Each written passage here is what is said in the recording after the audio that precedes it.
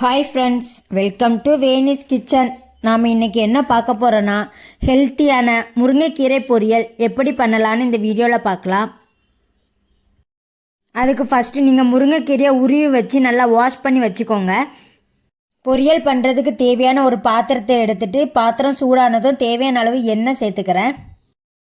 எண்ணெய் சூடானதும் கொஞ்சம் கடுகு கடலைப்பருப்பு சேர்த்துக்கிறேன். கடுகு பொரிஞ்சதுக்கப்புறமா 1 ஸ்பூன் அளவுக்கு ஜீரகம் சேர்த்துக்கிறேன். அப்புறமா ஒரு பெரிய வெங்காயத்தை தோல் உரித்து சின்ன சின்னதாக கட் பண்ணி வச்சுருக்கேன், அதையும் நம்ம இப்போ சேர்த்துக்கலாம். அப்புறமா 2 வத்தலை நான் பிச்சு சேர்த்துக்கிறேன். அப்புறமா கொஞ்சம் கருவேப்பிலை சேர்த்துக்கிறேன்.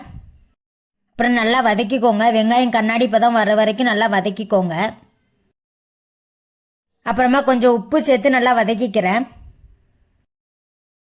அப்புறமா நான் கொஞ்சம் முருங்கைக்கீரையை நல்லா வாஷ் பண்ணி வச்சுருக்கேன், அதை நம்ம கொஞ்சம் கொஞ்சமாக சேர்த்துக்கலாம். ஃபுல்லாக சேர்க்காம கொஞ்சம் கொஞ்சமாக சேர்த்து மிக்ஸ் பண்ணிக்கோங்க.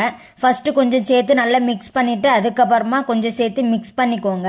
நீங்கள் எவ்வளோ சேர்த்தாலும் வதக்குனா கொஞ்சோண்டு தான் வரும். ஸோ கொஞ்சம் கொஞ்சமாக போட்டு வதக்கிக்கோங்க, அப்போ தான் கொஞ்சம் ஈஸியாக இருக்கும். கீரையை மூடி போட்டு வேக வைக்கக்கூடாதுன்னு சொல்லுவாங்க, அதனால் நீங்கள் ஒரு 5 நிமிஷம் அப்படியே வதக்கிட்டே இருங்க, கீரை சீக்கிரம் வெந்துடும். பாருங்கள் கீரை எந்த அளவுக்கு சுருங்கிட்டுன்னு. அவ்வளோதாங்க, கீரை நல்லா வதங்கிட்டு நான் கடைசியாக கொஞ்சம் தேங்காவை துருவி எடுத்து வச்சுருக்கேன், அதையும் சேர்த்து நல்லா மிக்ஸ் பண்ணிக்கலாம். அவ்வளோதாங்க, ஆரோக்கியமான முருங்கைக்கீரை பொரியல் ரெடி ஆகிட்டு. இதே மாதிரி நீங்களும் உங்கள் வீட்டில் ட்ரை பண்ணி பாருங்கள்.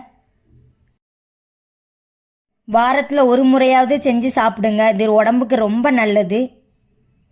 உங்களுக்கு இந்த வீடியோ பிடிச்சிருந்தா லைக் பண்ணுங்கள், கமெண்ட் பண்ணுங்கள், வேனிஸ் கிச்சன் சேனலை சப்ஸ்கிரைப் பண்ணிக்கோங்க.